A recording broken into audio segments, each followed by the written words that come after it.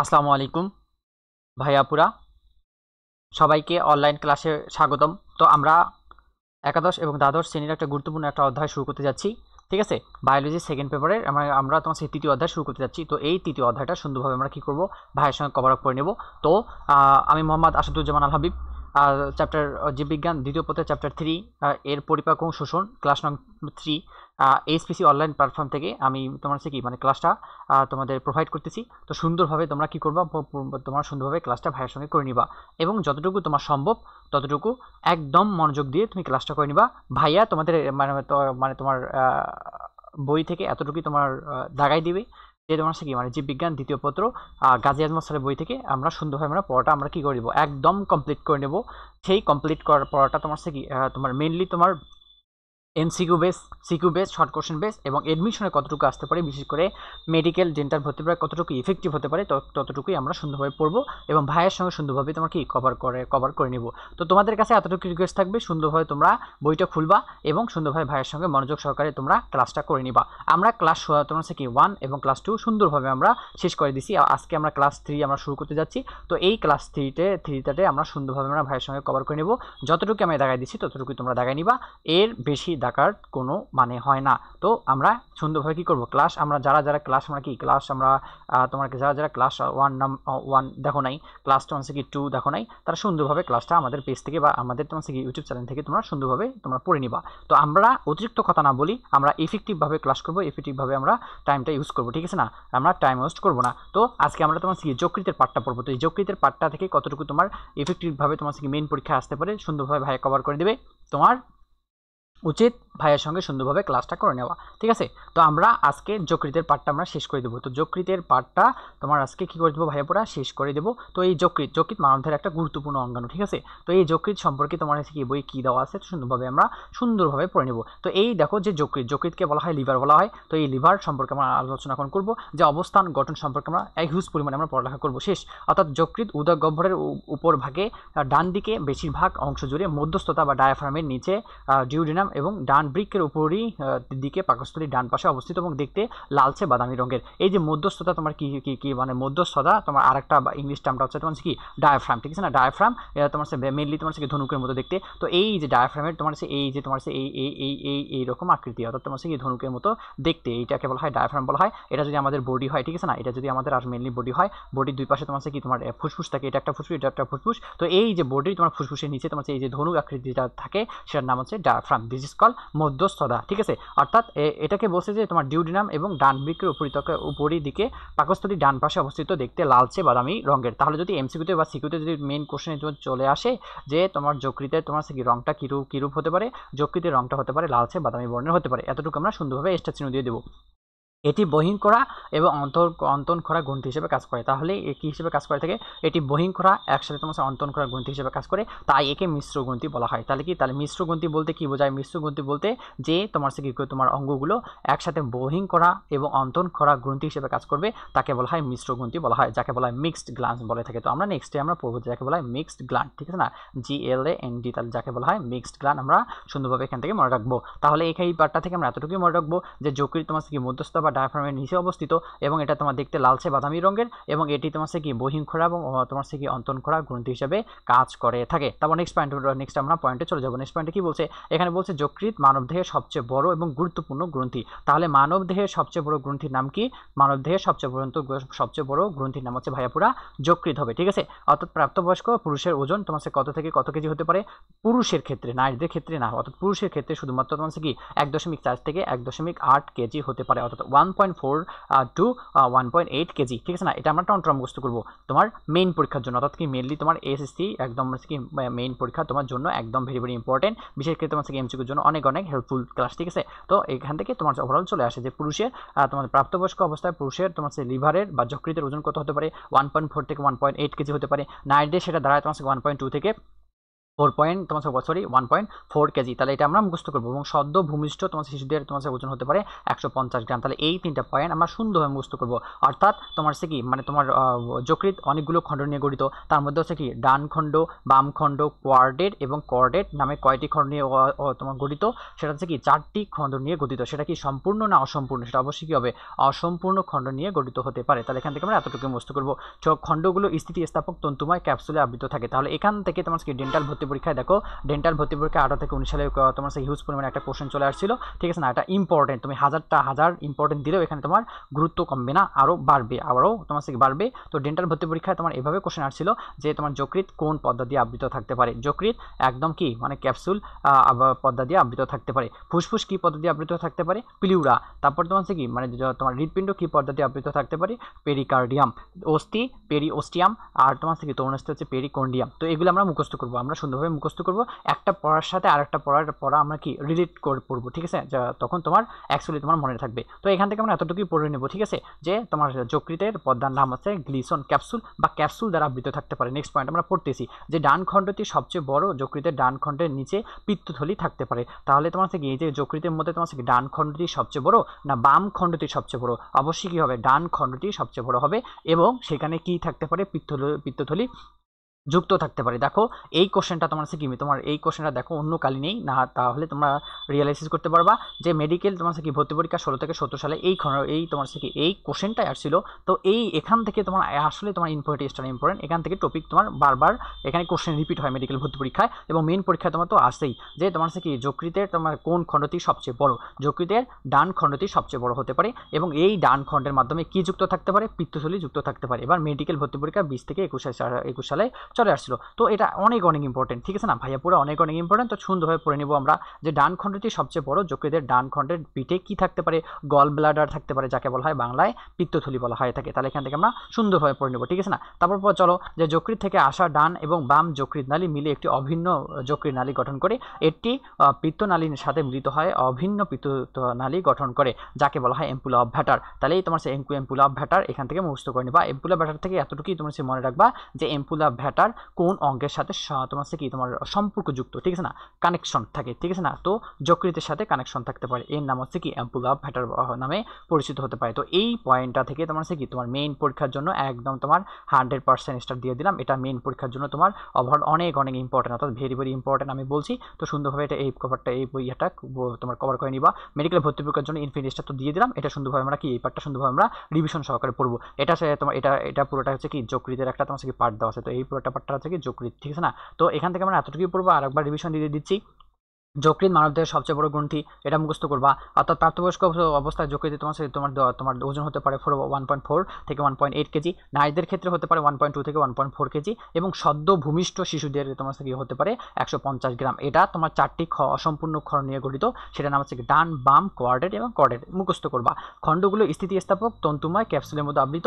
ডান খণ্ডটি সবচেয়ে বড় এবং এর সাথে কি যুক্ত থাকতে পারে? এর সাথে তোমার কি পিত্তথলি যুক্ত থাকতে পারে। এখান থেকে আমরা এতটুকুই পড়বো এবং এর সাথে তোমার কি তোমার এম্পুলা ভ্যাটার নামে পরিচিত একটা নালী তোমার কি রয়েছে। জাস্ট এখান থেকে এতটুকু মুখস্থ করলে that will be more than enough for তোমার কি for medical, for dental, for তোমার কি মানে মেইন এক্সাম, ঠিক আছে? তো এখান থেকে আমরা সুন্দরভাবে কভার করে নেব এবং ভাইয়ের কথাগুলো সুন্দরভাবে শোনো, এফেক্টিভভাবে কাজে লাগাও, দেখবা তুমি মেইন পরীক্ষা একদম ফুটাই দিতে পাইতেছো, ঠিক আছে? তো যারা ভাইয়া পুরো পার্সোনাল বেসে আমার প্ল্যাটফর্মে যুক্ত আসো, তো সুন্দরভাবে এগুলো সুন্দরভাবে বারবার রিভিশন দেবো আমরা এবং বারবার তোমার কি এই তোমার ক্লাস অনুযায়ী, ক্লাস বেসড অনুযায়ী আমরা সুন্দরভাবে পরীক্ষা দেবো, ঠিক আছে? আর যারা অন্য জায়গা থেকে দেখতেছো, ঠিক আছে, তারাও সুন্দরভাবে একই মনে হচ্ছে কি তোমার গুরুত্ব সহকারে আমরা পড়ে নেবো, ঠিক আছে? তো জানাবো, ভাইয়াকে জানাবো যে তোমার মানে এই টপিকের সমস্যা আছে কিনা, ওই টপিকের সমস্যা আছে কিনা। সমস্যা অবশ্যই থাকলে তোমরা অবশ্যই কমেন্ট সেকশনে তোমরা জানাবা, কেননা সমস্যা আমি যথেষ্ট পরিমাণে তোমার কি মানে সলভ করার চেষ্টা করবো, ঠিক আছে? তো তারপর আমরা চলে আসি, তারপর আমরা নেক্সট পেজে চলে আসি। নেক্সট পেজ এখানে কি বলছে?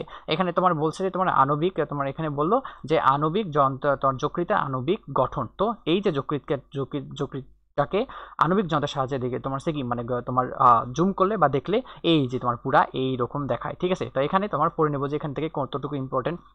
আণুবীক্ষণিক গঠনে দেখা যায় যকৃৎ গ্লিসন ক্যাপসুল নামক পদ্ধতি আবৃত থাকতে পারে। তাহলে এটা তোমার ইনফিনিটি স্টার ইম্পর্টেন্ট, যে তোমার কি তোমার যকৃৎ কোন পদ্ধতি আবৃত থাকতে পারে যকৃৎ তোমার কোন পদার্থ দিয়ে আবৃত থাকতে পারে? যকৃৎ তোমার কি গ্লিসন পদার্থ দিয়ে আবৃত থাকতে পারে। এটা মেডিকেল ভর্তি পরীক্ষার জন্য একদম ইম্পর্টেন্ট, ঠিক আছে? তো এখান থেকে আমরা পড়ে নেবো, বাংলাটা পড়ে নিবা, ইংলিশটা মুখস্থ করে নিবা যে Gleeson capsule, GLISSONS capsule, CAPSULE capsule, এখান থেকে এতটুকু স্পেলিংটা মুখস্থ করে নিবা। এই যে তোমার স্পেলিংটা মাঝে মাঝে তোমার এডমিশনে তোমার কি একটু তোমার কি স্যাররা দিয়ে দেয়, তো স্পেলিংটা আমাদের মুখস্থ করে নিতে হবে। তাহলে এখান থেকে এই পয়েন্টটা মুখস্থ করবা যে তোমার যকৃৎ যে পদার্থ দিয়ে আবৃত থাকে তাকে বলা হয় গ্লিসন ক্যাপসুল বলা হয়, অর্থাৎ আবৃত থাকতে পারে তাকে গ্লিসন ক্যাপসুল বলে থাকে।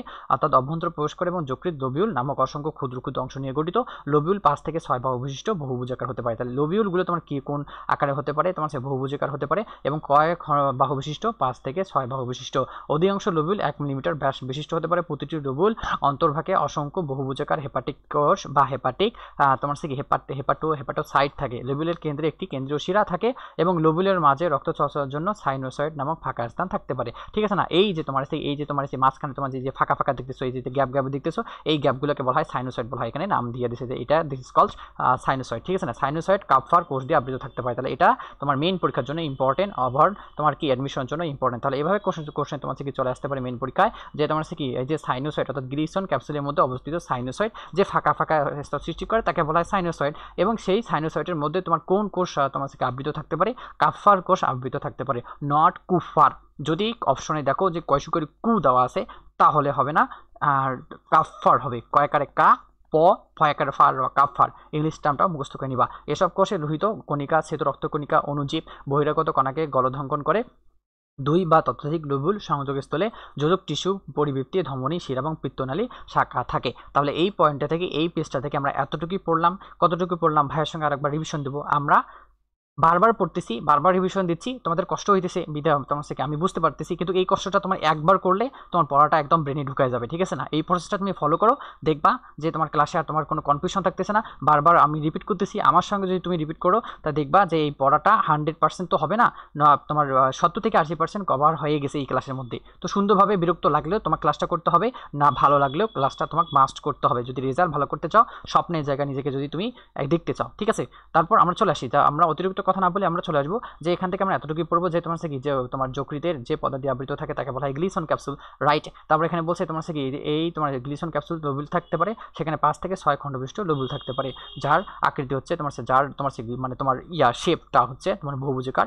এবং সেখানে তোমার কি সেই তোমার যকৃতে গ্লিসন ক্যাপসুলের মাঝে যে ছোট ছোট গহ্বর ফাঁকা স্থান সৃষ্টি করে তাকে বলা হয় সাইনোসয়েড। এই সাইনোসয়েড তোমার কি কাপফার কোষ দিয়ে যুক্ত হতে পারে বা কাপফার কোষ দিয়ে আবৃত হতে পারে। তাহলে এখান থেকে আমরা এতটুকু পড়লে that will be more than enough for MCQ, ঠিক আছে? তারপর আমরা নেক্সট পয়েন্টে চলে যাবো। নেক্সট পয়েন্ট এখানে কি বলছে?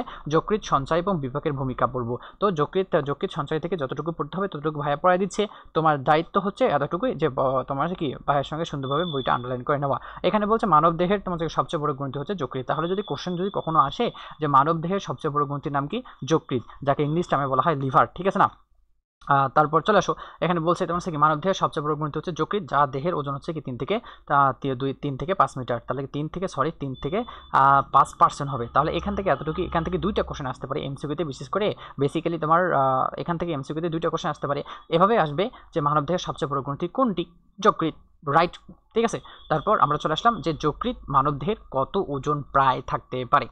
3 থেকে 4%, 4 থেকে 5%, 4 থেকে 7%, না 3 থেকে 5%? অবশ্যই কী হবে? 3 থেকে 5% হবে। তো এইভাবে পড়াশোনাটা এমনভাবে করো যেন পড়াশোনাটা তোমার একদম যেন তুমি ভুলতে না পারো। সুন্দরভাবে রিভিশন দেবো আমরা, সুন্দরভাবে আবার আমরা পড়ে নেব, ঠিক আছে? এটি মূলত পরিবর্তনশীল বাহ্যিক অবস্থা সত্ত্বেও দেহের অভ্যন্তরীণ স্থিতি বা সাম্য রক্ষাকারী গুরুত্বপূর্ণ অঙ্গ। যকৃতের নানা ধরনের জৈব রাসায়নিক বিক্রিয়া ঘটে, তা তোমার যে বিক্রিয়া সংঘটিত হয় এবং দেহের বিপাক বলা হয় মেটাবলিজম, বিক্রিয়ার গুরুত্বপূর্ণ ভূমিকা পালন করে। এ কারণে একে মানবদেহের জৈব রসায়নকার বলা হয়। তাহলে তোমার সিকিউতে নর্মালভাবে তোমার কি বেসিক্যালি তোমার সিকিউতে তোমার এই টাইপের তোমার ক হোক বা খ হোক এই টাইপের কোশ্চেন আসে যে যকৃৎকে তোমার জৈব রসায়নকার বলা হয় কেন? ব্যাখ্যা করো। এটা সুন্দরভাবে মুখস্থ করবা। আর এই পয়েন্টটা বিশেষ করে তোমার কি এই পয়েন্টটা সুন্দরভাবে তোমার মেইন এক্সামের জন্য সিকিউর জন্য একদম টনটনা মুখস্থ করে নিবা। একদম কি করবা? টেনিসটা ইম্পর্টেন্ট, তোমার কয়ের জন্য অথবা ক্ষয়ের জন্য টনটনা মুখস্থ করে নিবা, ঠিক আছে? তাহলে এখান থেকে এতটুকু আমরা পড়বো যে তোমার যকৃৎকে তোমার কি জৈব রসায়নাগার বলা হয়, যাকে বলা হয় অর্গানিক ল্যাবরেটরি। এখানে 5 শতাধিক জৈব কাজ সম্পূর্ণ হয়ে থাকে। তাহলে কত শতাধিক? 5 শতাধিক। তাহলে এখান থেকে এই পয়েন্টটা তোমার কি করবো আমরা মুখস্থ করবো, 5 স্টার ইম্পর্টেন্ট, ঠিক আছে না, এমসিকিউর জন্য, ঠিক আছে।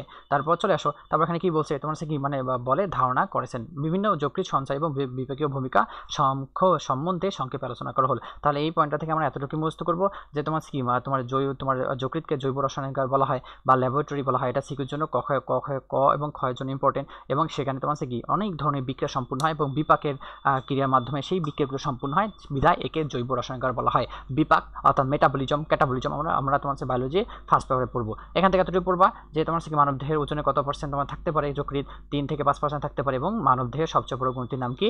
যকৃৎ, যাকে বলা হয় লিভার। তাহলে এই পয়েন্টটা থেকে আমরা এতটুকু আমরা কি করবো মুখস্থ করে নেব। তারপর আমরা নেক্সট পয়েন্টে আমরা চলে যাই যে তোমার বলছে যে যকৃতের সঞ্চয় ভূমিকা। এখন আমরা পড়ে নেব যকৃৎ দেহের প্রধান সঞ্চয় কেন্দ্র। তাহলে যদি এমসিকিউতে তোমার কোশ্চেন কখনো আসে যে যকৃৎকে তোমার কি বলা হয়, যকৃৎকে বলা হয় সঞ্চয় কেন্দ্র, অর্থাৎ আমরা টাকা ইনকাম করতেছি, মাস শেষে একটা স্যালারি পাইতেছি, সেই স্যালারি থেকে তোমার পরিবার, তারপর আত্মীয় স্বজন এবং বন্ধু বান্ধব তোমার কি মানে যতটুকু ফ্যামিলি চালার দরকার ততটুকু টাকা আমরা তোমার কি মানে ইনভেস্ট করে আমরা বাকি টাকা আমরা কি সঞ্চয় করি। তো সঞ্চয় মানে জমা রাখা, অর্থাৎ যকৃৎ দেহের প্রধান সঞ্চয় কেন্দ্র। কি জমা রাখে আমরা নেক্সট স্টেপে আমরা জানতে পারবো, ঠিক আছে। তাহলে এখান থেকে তোমার কোশ্চেন আসতে পারে বড়জোর যে যকৃৎ দেহের প্রধান সঞ্চয় অঙ্গ, ঠিক আছে না। তারপর চলে আসো যে ক্ষুদ্রাঙ্গ থেকে পরিশোষণ সরল খাদ্য উপাদানসমূহ পেট পোর্টাল সংবহনের মাধ্যমে যকৃতে প্রবেশ করে। এখানে বিভিন্ন খাদ্য উপাদানের স্বরূপ বা পরিবর্তিত রূপে সঞ্চালিত হয়। নিচে যকৃতের সঞ্চয় ভূমিকা সংক্ষেপে আলোচনা করানো হলো। তাহলে এখান থেকে আমরা এতটুকুই জানবো। আমি আবার তোমাদের রিভিশন দিয়ে দেবো, জাস্ট খালি টপিকটা আমি ধরাই দিচ্ছি তোমাদের যে গ্লাইকোজেন সঞ্চয়। তাহলে গ্লাইকোজেন সঞ্চয় কি হতে পারে, যে গ্লাইকোজেন সঞ্চয় থেকে কি হতে পারে আমরা পড়ে নেব যে ক্ষুদ্রান্ত থেকে হেপাটিক পোর্টাল শিরার মাধ্যমে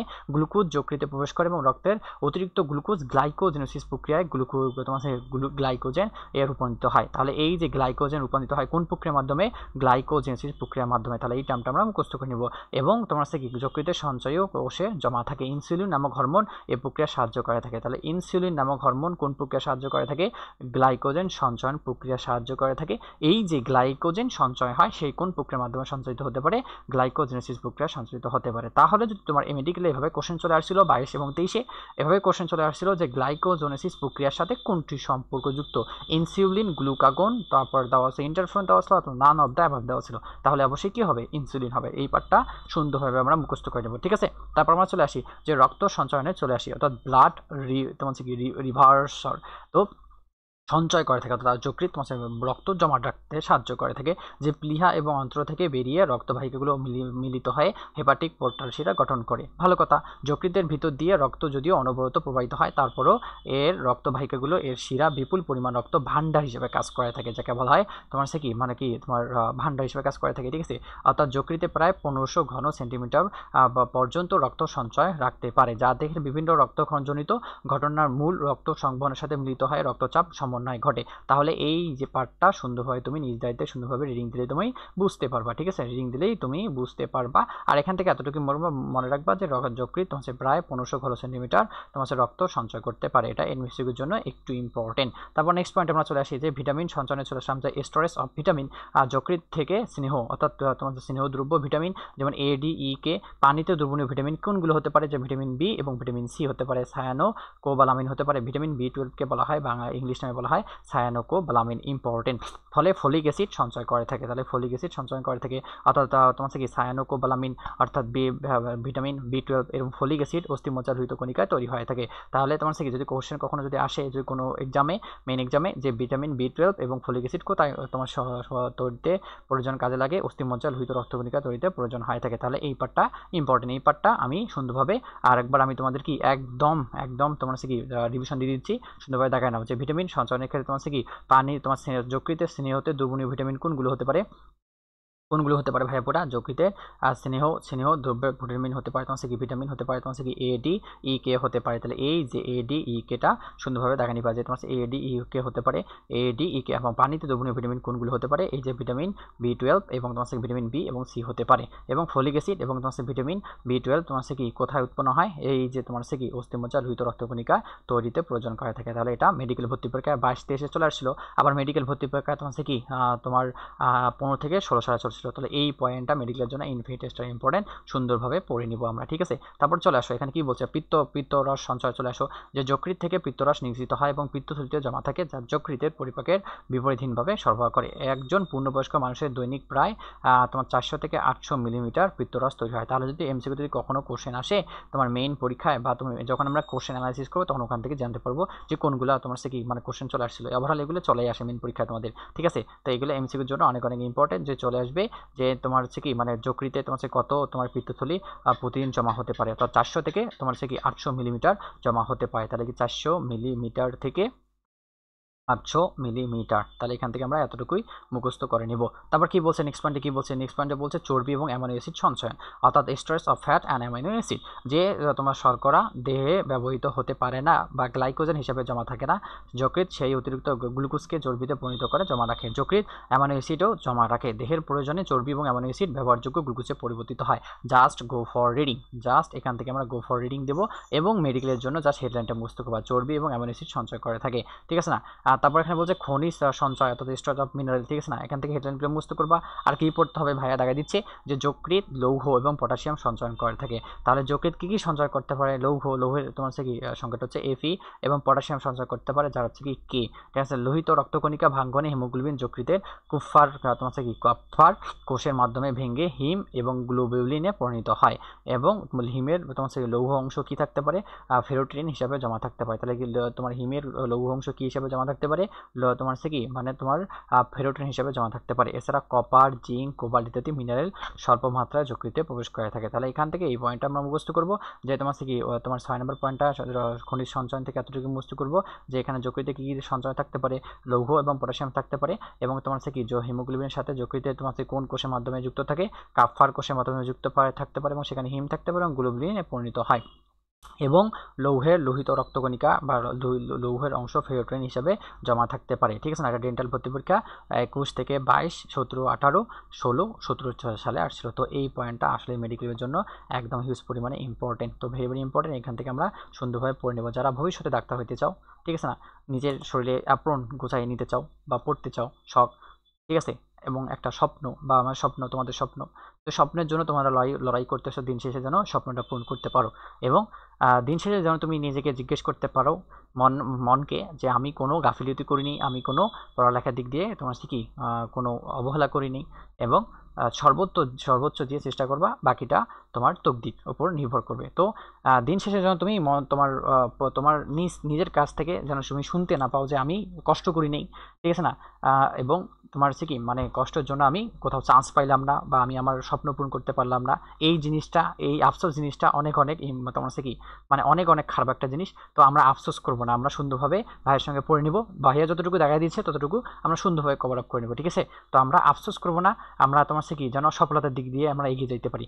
তো এখান থেকে আমরা যতটুকু সম্ভব ততটুকু আমরা পড়ে নিলাম, এখান থেকে সুন্দরভাবে আমরা কি করব, পড়ে নিব। আমি ভাইয়া তোমার সুন্দরভাবে আমি আবার তোমার থেকে আবার রিভিশন দিচ্ছি, সুন্দরভাবে তোমরা এখন সুন্দরভাবে বইটা দেখাই নাও, যে তোমার হচ্ছে কি সঞ্চয় অর্থাৎ যকৃতের সঞ্চয় বিভাগের ভূমিকার মধ্যে রয়েছে তোমার হচ্ছে কি যকৃতের তোমার হচ্ছে দেহের প্রধান সঞ্চয়ন কেন্দ্র হিসেবে ধরা হয়, এবং তোমার হচ্ছে সেখানে 1 নম্বর হচ্ছে গ্লাইকোজেন সঞ্চয় তোমার কোন প্রক্রিয়ার মাধ্যমে ঘটে থাকে, গ্লাইকোজেনেসিস প্রক্রিয়ার মাধ্যমে ঘটে থাকে, এবং ইনসুলিন নামক হরমোন তোমার এই প্রক্রিয়া সাহায্য করে থাকে। শেষ 2 নম্বর পয়েন্ট হচ্ছে রক্ত সঞ্চয় এখানে করে থাকে, সেখানে তোমার হচ্ছে কি প্রতিদিন প্রায় 1500 ঘন সেন্টিমিটার রক্ত সঞ্চয়িত হয়। 3 নম্বর পয়েন্ট হচ্ছে কি ভিটামিন সঞ্চয়, ভিটামিন থেকে আমরা এতটুকু বুঝালাম যে তোমার হচ্ছে কি যকৃতের স্নেহ দ্রবণীয় ভিটামিন ADE কে পানিতে মানে তোমার হচ্ছে কি দ্রবীভূত হতে পারে, এবং পানিতে দ্রবণীয় হতে পারে B, C এবং সায়ানোকোবালামিন এবং ফলিক অ্যাসিড অস্থিমজ্জা লোহিত কণিকা সৃষ্টি হয়। তারপর 4 নম্বর পয়েন্টে চলে আসলাম যে পিত্ত রস সঞ্চয়ের ক্ষেত্রে তোমার হচ্ছে কি এখান থেকে এতটুকু মুখস্থ করবো, যে একজন পূর্ণবয়স্ক মানুষ দৈনিক প্রায় 400 থেকে 800 মিলিলিটার তোমার হচ্ছে কি পিত্ত রস তৈরি করতে পারে। তারপর 5 নম্বর পয়েন্টে জাস্ট হেডলাইনটা মুখস্থ করে নিবা, যে চর্বি এবং অ্যামাইনো অ্যাসিড সঞ্চয় করতে পারে। 6 নম্বরটা তো পড়েই নিলাম, ঠিক আছে না, একটু আগে আমরা পড়ে নিলাম। তো এইটা তোমার সিকিউর জন্য একদম ইম্পর্টেন্ট, ঠিক আছে না। এই পার্টটা, এই যে পুরো পার্টটাই আমি সিকিউর জন্য আমি তোমাদের দেখাই দিই নি, সিকিউর জন্য একদম 100% ইম্পর্টেন্ট। তো সিকিউতে তোমার ওভারঅল চলে আসবে, সিকিউতে তোমার ভালোভাবে চলে আসবে যে তোমার যকৃতের সঞ্চয় এবং বিভাগীয় ভূমিকা ব্যাখ্যা করতে হবে। এই পয়েন্টগুলো সুন্দরভাবে মুখস্থ করবা, এগুলো সুন্দরভাবে তোমার কভার করতে হবে। এটা গয়ের জন্য আসতে পারে, ঘয়ের জন্য আসতে পারে। তো ভাই যতটুকু দেখা দিচ্ছে ততটুকু বিশ্বাস রাখো, পড়ো, দেখবা কমন পেয়ে যাবা, ঠিক আছে। আছে। তারপর আমরা চলে আসি, তারপর এখানে কি বলছে, এখানে তোমার বলছে যে যকৃতের বিপাকীয় ভূমিকা, এটাও সিকিউর জন্য একদম 10 স্টার ইম্পর্টেন্ট। তো সুন্দরভাবে এটা পড়ে নেব আমরা, ঠিক আছে। যে যকৃৎ দেহের অভ্যন্তরীণ সাম্য অবস্থা বজায় রাখতে প্রধান অঙ্গ হিসেবে কাজ করে থাকে। এতে নানা ধরনের জৈব রাসায়নিক বিক্রিয়া সংঘটিত হয় যা দেহের বিপাক ক্রিয়া গুরুত্বপূর্ণ ভূমিকা পালন করে। যকৃৎ তোমার কি বলছে, শর্করা, আমিষ, স্নেহদ্রব্য বিপাকের প্রধান স্থান। হ্যাঁ, যকৃতের নিচে বর্ণিত তোমার কি বিপাকীয় কার্যকাবলী সংঘটিত হয়। জাস্ট এই পয়েন্টটা জাস্ট আমরা সুন্দরভাবে কি করব, সুন্দরভাবে রিডিং দিলেই তোমার হয়ে যাবে, ঠিক আছে। তারপর আমরা চলে আসি যে তোমার কি শর্করা বিশ্লেষণ বিপাক, তো তোমার কার্বোহাইড্রেট মেটাবলিজম। তো পড়ে নিব যে এখানে তোমার শর্করা তোমার বিপাকে যকৃতের মুখ্য ভূমিকা পালন করে। যকৃতের শর্করা বিপাকের নিচে বর্ণিত উপায়ে ব্যাখ্যা দেওয়া হলো। তাহলে কোন প্রক্রিয়া গ্লাইকোজেনেসিস প্রক্রিয়া হতে পারে। এখান থেকে কি এই হেডলাইনটা আমরা মুখস্থ করব। এখান থেকে আমরা সুন্দরভাবে আমরা হেডলাইনটা মুখস্থ করে নেব যে গ্লাইকোজেনেসিস প্রক্রিয়া কি বলছে। কি দেখো যে তোমার অন্ত্র থেকে হেপাটিক পোর্টাল শিরার মাধ্যমে চিনি আর গ্লুকোজ তারপর যকৃতে প্রবেশ করে। এই শিরাটি বিভিন্ন মাত্রায় চিনি বহনকারী একমাত্র রক্তবাহিকা। শর্করা বিভাগে যকৃতের দেহে গ্লুকোজের মাত্রা 100 ঘন সেন্টিমিটার থেকে 90 মিলিগ্রাম গ্লুকোজ হিসাবে নির্ধারিত হয়। অর্থাৎ যে ধরনের খাবার গ্রহণ করা হোক না কেন, রক্ত গ্লুকোজের মাত্রা যেন না বাড়ে বা কমে। যকৃৎ তা প্রতিরোধ করে। গ্ল্যাকটোজ এবং ফ্রুক্টোজ সহ সমস্ত হেক্সোজ শর্করাকে তোমার কি গ্লুকোজ এবং যকৃৎ গ্লুকোজে পরিবর্তিত করে। অর্থাৎ গ্লাইকোজেন তোমার কি নামক অদ্রবণীয় পলিস্যাকারাইড হিসেবে জমা রাখতে পারে। তাহলে এখান থেকে আমরা এতটুকু আমরা কি করব, মুখস্থ করে নেব যে তোমার কি গ্লাইকোজেনেসিস প্রক্রিয়া কি তৈরি হয়, গ্লাইকোজেন তৈরি হতে পারে। তো এই তোমার কি যে গ্লুকোজ থেকে গ্লাইকোজেন রূপান্তর প্রক্রিয়াকে বলা হয় গ্লাইকোজেনোসিস। তাহলে জেনোসিস। তাহলে এখান থেকে আমরা এতটুকু মুখস্থ করবো যে গ্লুকোজ থেকে গ্লাইকোজেন রূপান্তর প্রক্রিয়াকে কি বলা হয় ভাইয়া পুরা, বলা হয় গ্লাইকোজেনোসিস বলা হয়। তাহলে এখান থেকে আমরা এতটুকু মুখস্থ করে নেব। আমি দেখাই দিচ্ছি সুন্দরভাবে, এইটা ঢাকায় নেব। এডমিশনের জন্য, মেডিকেল ভর্তি পরীক্ষার জন্য অনেক ইম্পর্টেন্ট। দেখো মেডিকেল ভর্তি পরীক্ষায় 15 থেকে 16 সালে 14 থেকে 15 সালে চলে আসছিল যে এভাবে বলছিল যে গ্লাইকোজেনোসিস প্রক্রিয়াটা কি। অর্থাৎ গ্লুকোজ থেকে গ্লাইকোজেন উৎপাদন হওয়ার প্রক্রিয়াকে বলা হয় গ্লাইকোজেনোসিস। এখান থেকে এতটুকু বললে হয়ে যাবে। প্রক্রিয়াটি ইনসুলিন উপস্থিতিতে উদ্দীপ্ত হয় এবং ইনসুলিন হচ্ছে রক্তের চিনির মাত্রা তোমার বেড়ে গেলে তার প্রতি সারা হিসাবে অনাশয় আইলেটর অফ ল্যাঙ্গারহ্যান্স থেকে উৎপাদন এক ধরনের হরমোন। তাহলে ইনসুলিন কোথায় উৎপাদন হতে পারে, ইনসুলিন হচ্ছে কি আইলেটর অফ ল্যাঙ্গারহ্যান্স থেকে উৎপাদন হতে পারে। আইলেটর অফ ল্যাঙ্গারহ্যান্স কোন অংশ, কোথায় অংশ থাকতে পারে, অনাশয় থাকতে পারে। এবং এই যে তোমার ইনসুলিন কি তোমার কিসের মাত্রা নিয়ন্ত্রণ করে থাকে, চিনির দ্রবণের মাত্রা নিয়ন্ত্রণ করে থাকে। তাহলে এখান থেকে এতটুকু পড়ে নিবা যে তোমার ইনসুলিন তোমার কি অনাশয় উৎপাদন হয় আইলেটর অফ ল্যাঙ্গারহ্যান্স কোষে, ঠিক আছে, শেষ। তারপর আমরা পড়বো কি গ্লাইকোনিওজেনেসিস প্রক্রিয়াটা পড়বো। এটা টার্মটা আমাদের পড়তে হবে। এই টার্মটা তোমার সিকিউর জন্য আসতে পারে যে সব জৈব রাসায়নিক প্রক্রিয়া শর্করা জাতীয় উপাদান থেকে গ্লুকোজ শর্করা উৎপাদন হয় তাকে তোমার গ্লাইকোনিওজেনেসিস প্রক্রিয়া বলে। সিকিউর জন্য একদম তোমার কয়ের জন্য একদম মাস্ট পড়ে নিবা, এবং এটাও তোমার সিকিউর জন্য কয়ের জন্য একদম মাস্ট পড়তে হবে, ঠিক আছে।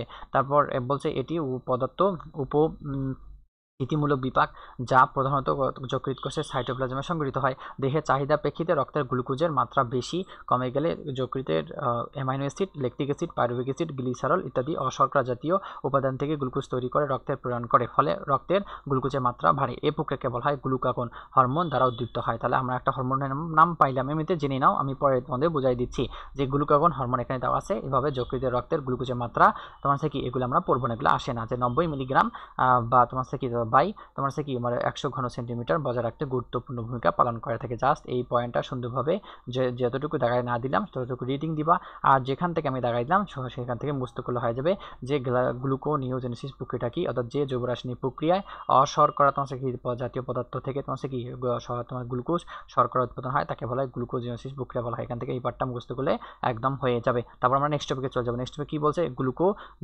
গ্লুকোজেনোলাইসিস, ঠিক আছে না, এগুলো টার্মগুলো মুখস্থ করতে হবে। গ্লুকোজেনোলাইসিসটা আসলে কি, অর্থাৎ রক্তের গ্লুকোজের মাত্রা কমে গেলে গ্লুকোজেনোলাইসিস প্রক্রিয়া যকৃৎ সঞ্চিত গ্লুকোজেন ভেঙে গ্লাইকোজেন ভেঙে গ্লুকোজ তৈরি হয়, অর্থাৎ রক্তের মিশে যায়। এই প্রক্রিয়াকে বলা হয়, এই প্রক্রিয়ায় তোমার ইপিনেফ্রিন এবং গ্লুকাগন হরমোন নিয়ন্ত্রণ করতে পারে। তাহলে এখান থেকে এই পয়েন্টটা সুন্দরভাবে মুখস্থ করবা যে তোমার কি তোমার এই যে গ্লুকোজেনোলাইসিস এই প্রক্রিয়াটা হচ্ছে তোমার কি এই যে তোমার গ্লাইকোজেন ভেঙে গ্লুকোজে তৈরি হওয়া, ঠিক আছে না, এবং তোমার এই প্রক্রিয়াতে ইপিনেফ্রিন এবং গ্লুকাগন হরমোন তোমার প্রভাব রয়েছে বা মাধ্যম হিসেবে কাজ করে থাকে বা বিক্রিয়া ঘটাতে সাহায্য করে থাকে। তারপর আমরা নেক্সট টপিকে চলে যাব। এখানে বলছে লাইপোজেনেসিস বলছে। তো লাইপোজেনেসিস থেকে আমরা কোনটা মুখস্থ করবো, ইংলিশটা মুখস্থ করে নেবো, বাংলাটা মুখস্থ করে নেবো, ঠিক আছে না। ইংলিশটা তোমার মেডিকেলের জন্য ইম্পর্টেন্ট যে লাইপোজেনেসিস প্রক্রিয়াটা বাংলাটা কি হতে পারে। চলে আসলো, আর যদি আসে তাহলে কি করবা, এমনভাবে প্রিপারেশন নিতে হবে যেন তুমি তোমার পারো, ঠিক আছে। তো চলে আসো, এখানে কি বলছে, রক্তের গ্লুকোজের মাত্রা যদি এমন পরিমাণ বেড়ে যায় যে তার শক্তি উৎপাদন এবং গ্লাইকোজেন সঞ্চয় ক্ষমতা মাত্রাকে ছড়িয়ে যায়, তখন ইনসুলিন হরমোন প্রভাবে যকৃতে অতিরিক্ত গ্লুকোজকে ট্রাইগ্লিসারাইড তোমার কি ট্রাইগ্লিসারাইড তোমার রূপান্তরিত হয়। এই ট্রাইগ্লিসারাইড কোষের চর্বি হিসাবে জমা হয়। এর জন্য অতিরিক্ত শর্করা জাতীয় খাদ্য খেলে রক্তের ট্রাইগ্লিসারাইডের মাত্রা বেড়ে যায় এবং হৃদরোগ এবং স্ট্রোক তাহলে অন্যতম প্রধান ঝুঁকি হিসেবে কাজ করে থাকে। জাস্ট এই পয়েন্টটা তুমি নিজ দায়িত্বে সুন্দরভাবে রিডিং দিলেই হয়ে যাবে। এই পয়েন্টটা কি দিবা, এই পয়েন্টটা সুন্দরভাবে আমরা কি দেবো, রিডিং দেবো, ঠিক আছে না। আর এখান থেকে কিছু পড়ার মুখস্থ করার দরকার নেই, জাস্ট এই পয়েন্টটা মনে রাখবা যে লাইপোজেনেসিস তোমার যকৃতের সঞ্চয় হিসেবে কাজ করে থাকে। শেষ। তারপর আমরা কি গ্লাইকোজেনেসিস এবং গ্লাইকোলাইসিসের সম্পর্কে আমরা কি সুন্দরভাবে পড়ে নেব। এই বক্সটা তোমার ওভারঅল তোমার কি মেইন পরীক্ষার জন্য অনেক অনেক ইম্পর্টেন্ট। এই যে বক্স যা বলো এটা তোমার মেইন পরীক্ষার জন্য ইম্পর্টেন্ট।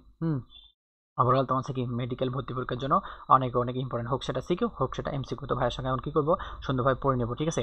অর্থাৎ তোমার গ্লাইকোজেনেসিস প্রক্রিয়াটা কি, অর্থাৎ তোমার গ্লুকোজ থেকে গ্লাইকোজেন রূপান্তর হওয়াকে বলা হয় গ্লাইকোজেনোসিস।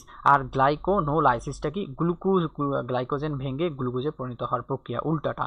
অর্থাৎ প্রভাব হিসেবে কাজ করে থাকে গ্লাইকোজেনোসিস প্রক্রিয়া কোন প্রক্রিয়ায়, ইনসুলিন। 5 star important. তারপর এখানে বলছে তোমার কি তা গ্লাইকোজেনোলাইসিস প্রক্রিয়া তোমার প্রভাব হিসেবে কাজ করে কোনটা, গ্লুকাগন। এটাও 5 স্টার ইম্পর্টেন্ট, সুন্দরভাবে আমরা পড়ে নেব। তারপর এখানে চলে আসে যে গুরুত্ব, অর্থাৎ রক্তের শর্করা পরিমাণ কমায়, তাহলে কি ইনসুলিনটা কি করে থাকে, রক্তের শর্করার পরিমাণটা কমায়, এবং গ্লুকাগন হচ্ছে রক্তের শর্করার পরিমাণ বৃদ্ধি করে থাকে, অর্থাৎ উল্টা কাজ করে থাকে। তাহলে এই পয়েন্টগুলো আসলেই তোমার মেডিকেলে ভর্তি পরীক্ষার জন্য একদম 10 স্টার ইম্পর্টেন্ট। তো সুন্দরভাবে এগুলো পড়ে নিব, আমরা বারবার রিভিশন দেবো, ঠিক আছে না। অর্থাৎ এখানে বলছে যে এই প্রক্রিয়া তোমার থেকে এইগুলো সুন্দরভাবে আমরা পড়ে নেবো, এই পয়েন্টগুলো আসলেই পড়তে হবে। অর্থাৎ তোমার গ্লাইকোজেনেসিস এবং গ্লাইকোজেনোলাইসিস এই প্রক্রিয়া তোমার কি পার্থক্য, তো তোমার সিকিউতে তোমার কোশ্চেন চলে আসতে পারে। তো এইগুলো সুন্দরভাবে দেখা নিবা এবং পড়ে নিবা, ঠিক আছে। তারপর চলে আসো, তারপর নেক্সট পয়েন্টে চলে আসো। এখানে বলছে এটা এই প্রক্রিয়াটা বলছে, এই প্রক্রিয়াটা অর্থাৎ এই প্রসেসটা আমরা সুন্দরভাবে এখান থেকে পড়বো না, এই প্রসেসটা সুন্দরভাবে এখান থেকে আমরা পড়বো না, আমরা সুন্দরভাবে তোমার কি নোট থেকে পড়বো। তো আমি সুন্দরভাবে তোমাদের নোট করে দেবো, সেই নোট থেকে তোমার পড়লেই হয়ে যাবে, এখান থেকে আমরা পড়বো না। এগুলা পড়ে মাথা নষ্ট করে তোমার কোনো মানে হয় না। তো এগুলো আমরা কি এখান থেকে পড়বো না, তো আমরা নোট থেকে পড়বো। অর্থাৎ তোমার কি আমাদের পার্সোনাল বেসে আমাদের নোট প্রোভাইড করা হবে, তো সেইখানে নোট থেকে আমরা সুন্দরভাবে আমরা কি করে দেবো, কমপ্লিট করে দেবো, ঠিক আছে না। অর্থাৎ যতটুকু ইম্পর্টেন্ট ততটুকুই পড়বা, হুদাই তুমি কি মানে একটু এক্সট্রা টাইপে পড়ে তুমি মাথা নষ্ট করবা কেন, ঠিক আছে না। এক্সট্রা টাইপ জীবনে আসে না, যদি আসে তাহলে 1 থেকে 2% আসতে পারে, যেখানে কোথায় 100% আর কোথায় 1 থেকে 2%, ঠিক আছে না। তোমার এই 1 থেকে 2% না পাইলেও তুমি ভালো রেজাল্ট করতে পারবা। তারপর চলে আসি নেক্সট টপিকে চলে আসি। এখানে বলছে তোমার কি বিভাগ, অর্থাৎ প্রোটিন বিভাগ বলছে, প্রোটিন বিভাগটা পড়তে হবে, যে প্রোটিন বিভাগটা আসলে এখানে কি বলছে।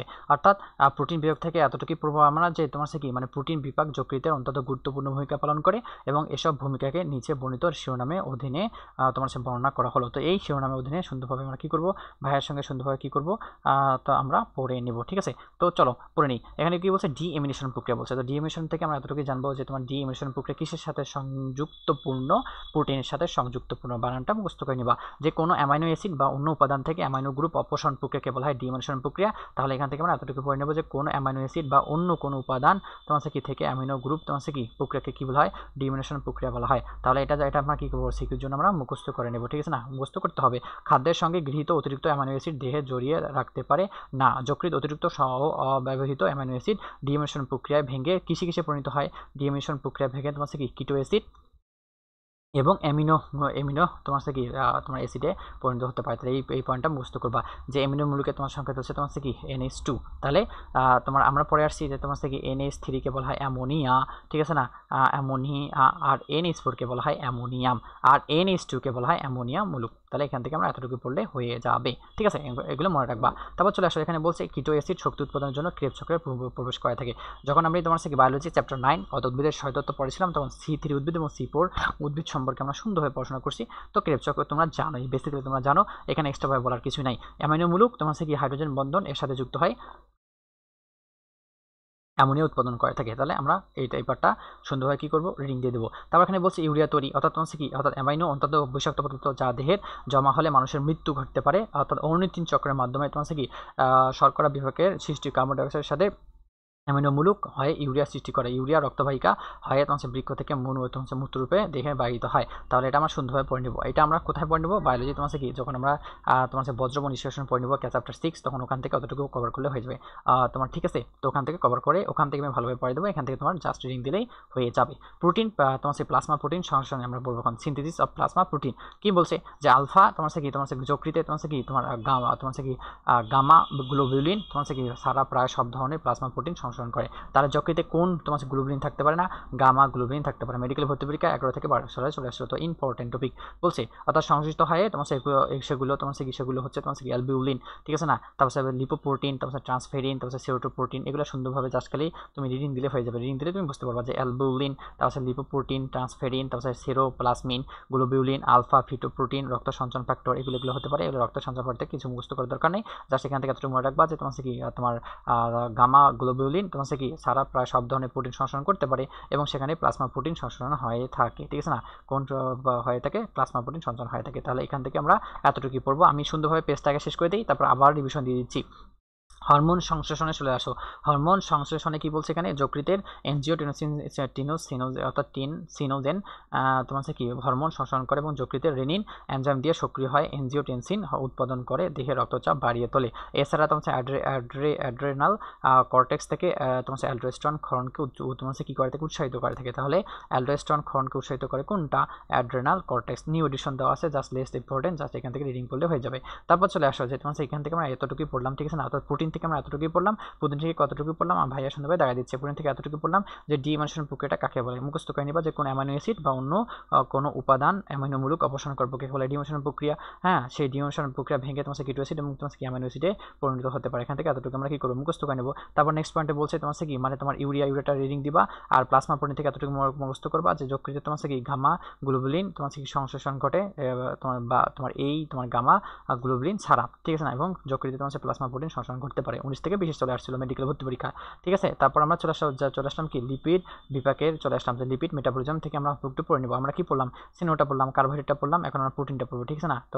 তো আমরা পড়লাম কি? আমরা প্রথমে পড়ে আসছি তোমার বেসিক্যালি পড়ে আসছি কার্বোহাইড্রেট জাতীয় তোমার বিভাগ অর্থাৎ শর্করা বিভাগ। তারপর আমরা পড়লাম প্রোটিন, এখন আমরা চলে আসবো কি স্নেহ বা তোমার চর্বি জাতীয় খাদ্যে চলে আসলাম। যে যকৃৎ লিপিড বিপাকের প্রধান কেন্দ্র, যকৃতের লিপিড বিপাক নিচে বর্ণিত উপায়ে দেওয়া হলো। তো যে এখান থেকে যতটুকু ইম্পর্টেন্ট ততটুকু পড়াই দিচ্ছি, বাকিটা রিং দিয়ে দেবো। অঞ্চল থেকে শোষিত স্নেহদ্রব্য যকৃৎ পৌঁছে চর্বিতে পরিণত হয় এবং সেখানে শক্তি সঞ্চিত হয়। রিডিং দিয়ে দেবো, ঠিক আছে না? অর্থাৎ 1 নম্বর পয়েন্টটা ডান। তারপর যকৃতে ফের তোমার কি ফ্যাটের অক্সিজেন সংযোগে দহন বা অক্সিডেশন ফলে এটিপি রূপে শক্তি উৎপাদন হয়। তাহলে এটিপির ফুল ফর্ম হচ্ছে অ্যাডেনোসিন ট্রাইফসফেট, ঠিক আছে না?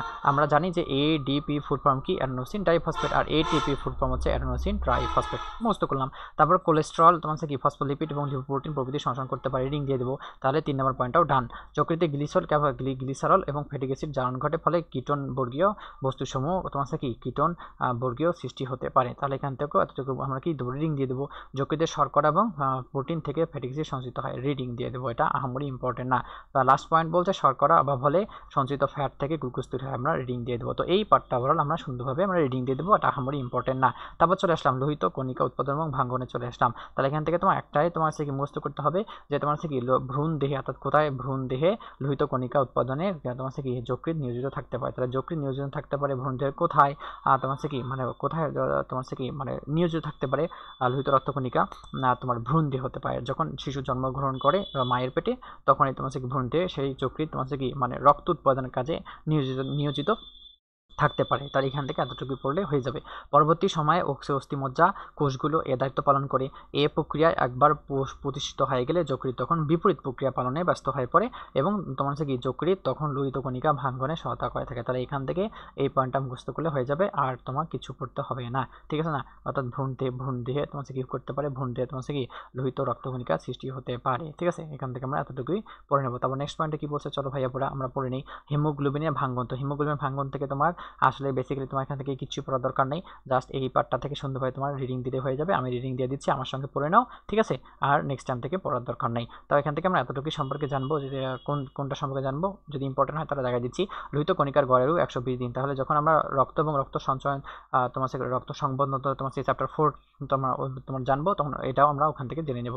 আসলে 5 স্টার ইম্পর্টেন্ট টপিক, এটা এখান থেকে জেনে নিলাম যে তোমার লোহিত রক্ত কণিকা তোমার কি মানে তোমার গড় আয়ু কত, 120 দিন, বা কয় মাস, 4 মাস 3 4 12, অর্থাৎ 120 দিন, ঠিক আছে? তারপর এখানে বলছে তোমার কি, এখানে বলছে যে এগুলো তোমার যকৃৎ, তারপর প্লিহা, অস্থিমজ্জা, ফ্যাগোসাইটোসিস, ম্যাক্রোফেজ কোষের ভাঙ্গন করতে পারে, এবং তোমার কি যা কণিকা হিমোগ্লোবিনের রক্তের প্লাজমা মুক্ত হয়ে মিশে যায়, এগুলোকে যখন যকৃৎ, প্লিহা এবং লসিকা গ্রন্থি ম্যাক্রোফেজ নামক বিশেষ শ্বেত রক্তকণিকা গ্রহণ করে, অর্থাৎ যকৃতের তোমার ম্যাক্রোফেজকে কাপ্পার কোষ বলা হয়। জাস্ট এখানে মনে রাখবা যে তোমার কি মানে যকৃতের ম্যাক্রোফেজকে কি কোষ বলা হয়, কাপ্পার কোষ বলা হয় থাকে। ম্যাক্রোফেজের অভ্যন্তরে হিমোগ্লোবিন ভেঙে হিম এবং গ্লোবিন পরিণত করে, যার অনুপাত হচ্ছে কি 1:25, ঠিক আছে? 1:25, অর্থাৎ 1:25। একবার মেডিকেল ভর্তি পরীক্ষা চলে আসছিল, হ্যাঁ, যে তোমার হচ্ছে কি হিমোগ্লোবিন এর মধ্যে হিম এবং গ্লোবিউলিন এর অনুপাত কত, 1:25, ঠিক আছে? এখান থেকে এতটুকু মুস্ত করে নেব, যে বলছে যে তোমার কি প্রোটিন হচ্ছে অণু প্রোটিন অংশ, এবং তোমার কি এটি তার নিজস্ব তোমার কি অ্যামিনো অ্যাসিড, অর্থাৎ হিম থেকে আয়রন অংশ সরে গেলে যে বাকি তোমার কি অংশ বিলিভার্টিন নামক সবুজ অংশ উৎপাদন হয়। তাহলে এখান থেকে এতটুকু বুঝতে পারবা যে বিলিভার্টিন এক ধরনের রঞ্জক পদার্থ, যার রংটা হচ্ছে সবুজ বর্ণের, এবং বিলিরুবিন এক ধরনের রঞ্জক পদার্থ, যার তোমার কি যার তোমার কি বর্ণটা হচ্ছে হলুদ বর্ণের। এখানে দেওয়া নাই, তো আমি মুখস্থ তোমার কি এখানে লিখে দিলাম। তাহলে বিলিভার্টিন হচ্ছে তোমার সবুজ বর্ণের, আর বিলিরুবিন হচ্ছে কি হলুদ বর্ণের। এখান থেকে আমরা এতটুকু মুখস্থ করবো, ঠিক আছে? অর্থাৎ যেগুলো লাইনগুলো তোমাদের দেখা দিচ্ছি সুন্দরভাবে, ওগুলো লাইনগুলো সুন্দরভাবে তোমার মুখস্থ করলে হয়ে যাবে, ঠিক আছে না? এগুলো ততটা ইম্পর্টেন্ট না, তত লেস দেন ইম্পর্টেন্ট। বিলিভার্টিনটা ইম্পর্টেন্ট, যে তোমার রং কীরকম, সবুজ বর্ণের, আর বিলিরুবিনটা হচ্ছে কি হলুদ বর্ণের। পিত্ত, অর্থাৎ তোমার কি পিত্ত উৎপাদনে চলে আসলাম, যে পিত্ত থেকে আমরা রিডিং দিয়ে দেবো, অর্থাৎ যকৃৎ কোষ তোমার কি অবিরাম পিত্ত ক্ষরণ করে এবং পিত্তথলিতে জমা রাখে। যকৃৎ কোষ স্টেরয়েড থেকে পিত্ত লবণ উৎপাদন হতে পারে, যেমন সোডিয়াম গ্লাইকোক্লোরাইড এবং সোডিয়াম টারক্লোরাইড। তাহলে কখনো যদি কোশ্চেন চলে আসে যে সোডিয়াম গ্লাইকোক্লোরাইড এবং সোডিয়াম টারক্লোরাইড কি, পিত্ত উৎপাদন, ঠিক আছে না? অর্থাৎ পিত্ত লবণ নামে পরিচিত। তাহলে এই পয়েন্ট দুইটা আমরা মুখস্থ করব, যে সোডিয়াম গ্লাইকোক্লোরাইড, চলো, যে তোমার হচ্ছে এই যে সোডিয়াম গ্লাইকোক্লোরাইড এবং তোমার হচ্ছে কি সোডিয়াম টরোক্লোরাইড এক ধরনের তোমার হচ্ছে পিত্ত লবণ নামে পরিচিত। এখান থেকে এতটুকু মুস্ত করলে হয়ে যাবে। তারপর তোমার হচ্ছে কি হরমোন সংশ্লেষণে চলে আসো। এখানে কি বলছে, যকৃৎ এনজিওটেনসিনোজেন নামক হরমোন সংশ্লেষণ করে এবং বৃক্ক নিঃসৃত রেনিন এনজাইমকে সক্রিয় করে রক্তচাপ বৃদ্ধি করে। Just go for reading. এখান থেকে তোমার কি করবো আমরা, এখান থেকে তোমার বড় রিডিং দিলে হয়ে যাবে। তারপর নেক্সট পয়েন্টে চলে যাই, তোমার হচ্ছে কি হরমোনের ভাঙ্গন থেকে পড়তে হবে, ঠিক আছে? যকৃতের প্রায় সব হরমোন কম বেশি ধ্বংস করে, তবে টেস্টোস্টেরন অর্থাৎ পুরুষ দেহে থাকতে পারে, অ্যালডোস্টেরন নারী দেহে থাকতে পারে। যত দ্রুত ধ্বংস হয় অন্য হরমোনগুলো, যেমন ইনসুলিন, গ্লুকাগন, এরা তোমার আন্তরিক হরমোন, স্ত্রীর যৌন তোমার hormone, adrenal hormone, thyroxine hormone, তত ধ্বংস হয় না। তাহলে এই হরমোনগুলো থেকে এগুলো সবচেয়ে বেশি ধ্বংস হতে পারে খুব তাড়াতাড়ি, টেস্টোস্টেরন হরমোন এবং অ্যালডোস্টেরন হরমোন। এখান থেকে এতটুকু বললে হয়ে যাবে। তারপর নেক্সট পয়েন্টে চলে আসা যে টক্সিন বা বিষ হতে পারে, ঠিক আছে না? টক্সিস, হ্যাঁ। তো শরীরের ভিতরে স্বাভাবিক কর্মকাণ্ডের ফলে তোমার কি উৎপন্ন যেসব পদার্থ মাত্রাতিরিক্ত জমা হলে দেহের বিষময়তা সৃষ্টি করে, এই পদার্থকে বলা হয় টক্সিস বলা হয় বা বিষ বলা হয়, ঠিক আছে না? যকৃৎ কোষের অভ্যন্তরে জৈব রাসায়নিক পদার্থ এই প্রক্রিয়া বা বিষ প্রশমিত হয়ে থাকে। অনেক ওষুধ দেহের থেকে অপসারিত হয়। তাহলে অনেক ওষুধ দেহ থেকে অপসারিত হয়। জাস্ট এই পয়েন্টটা রিডিং দিলে হয়ে যাবে। নেক্সট পয়েন্টে চলে আসা যে তাপ উৎপাদন আমরা পড়বো, এটাও আমরা রিডিং দিয়ে দেবো। কি বলছে, যে যকৃৎ অভ্যন্তরে নানা ধরনের বিক্রিয়া সংঘটিত হওয়ায় এখানে তোমার কি প্রচুর তাপ উৎপাদিত হয়। এই তাপ রক্তবাহিকার মাধ্যমে সমগ্র দেহে সঞ্চারিত হয়, ফলে দেহের তাপমাত্রা স্থিতিশীল থাকে এবং কি এর বাইরে দেহের তাপমাত্রা পরিবর্তন ঘটে না। জাস্ট রিডিং দিয়ে দেবো। তারপর বলছে রক্ত ব্যাকটেরিয়া মুক্ত রাখা, তো ব্লাড ক্লিনিসিং ফাংশন। তো পোর্টাল শিরা যখন যকৃতে প্রবেশ করে তখন যকৃতের কাপ্পার কোষ, অর্থাৎ কোন কোষ, কাপ্পার কোষ পোর্টাল শিরা মধ্যস্থ রক্তের ব্যাকটেরিয়া ধ্বংস করে, ফলে সিস্টেমেটিক সংবহনে ব্যাকটেরিয়া প্রবেশ করতে পারে না। জাস্ট এখান থেকে আমরা সুন্দরভাবে কি করবো, আমরা সুন্দরভাবে এখান থেকে রিডিং দিলেই হয়ে যাবে। তো চলে আসো, তারপর আমরা নেক্সট টপিকে চলে যাবো। তো এখান থেকে আমরা এখন অবধি আমরা যতটুকুই পড়লাম না কেন, সবগুলো তোমার থেকে অনেক ইম্পর্টেন্ট টপিক, অনেক তোমার কি ভার্সিটির ক্ষেত্রে, এডমিশনের ক্ষেত্রে, মেইন পরীক্ষার ক্ষেত্রে অনেকবার চলে আসছিল। যতটুকু দেখাই দিলাম ততটুকু সুন্দরভাবে রিভিশন দিবা, এর ওপর আমল করবা, ঠিক আছে? তো আমাদের মাস্ট বি আমাদের আমল করতে হবে, ঠিক আছে না? তারপর আমরা চলে যাবো কি যকৃতের পার্টটা শেষ করলাম। এখন যকৃতের নিংসরণ পিত্তরস সম্পর্কে আমরা আলোচনা করব। তো চলো ভাইয়ের সঙ্গে সুন্দরভাবে চলো, তোমার কি তার মধ্যে আমরা সুন্দরভাবে, যেহেতু আমরা লং টাইম আমরা ক্লাসটা আজকে করব, ভাইকে অল্প একটু তোমার কি বিশ্রামের দরকার আছে, তো 5 মিনিট আমরা সুন্দরভাবে রেস্ট নিই, তারপর আবার আমরা শুরু আমরা কি করতেছি ক্লাসটা, ঠিক আছে? তো সুন্দরভাবে তুমি ব্রেনটাকে একটু রেস্ট দাও 5 মিনিটের জন্য, তারপর আমরা ক্লাসে আবার ফিরে আসতেছি, ঠিক আছে? তো হ্যাভ এ ব্রেক, ঠিক আছে? Just 5 minute.